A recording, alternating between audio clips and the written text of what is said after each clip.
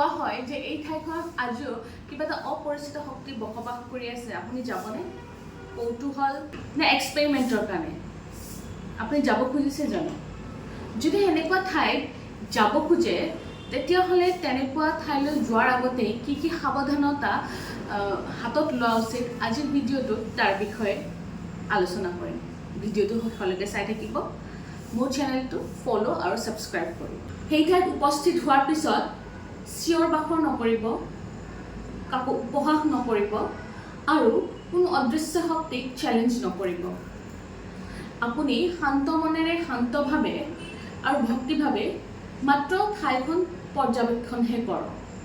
যদি আপুনি বাস্তু বা এষ্ট্ৰলজিৰ লগত জড়িত কোনো ব্যক্তি হয় বা আপোনাৰ গৱেষণাৰ বাবে তাত গৈছে, তেনেহ'লে আপুনি সোমোৱাৰ আগতে ইষ্ট দেৱতাক যিখিনি প্ৰাৰ্থনা বা যিখিনি পূজা কৰিব লগা থাকে বা যিখিনি কবচ আপুনি ধাৰণ কৰে সেইখিনি সম্পূৰ্ণৰূপে ধাৰণ কৰিহে যাব।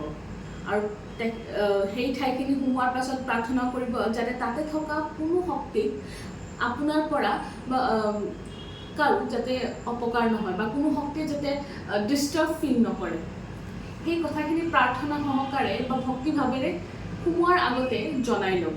তাৰ পাছতহে আপুনি আপোনাৰ কাম আৰম্ভ কৰিব। ঘৰলৈ উভতি গৈ প্ৰথমে আপুনি গা ধুই ল'ব।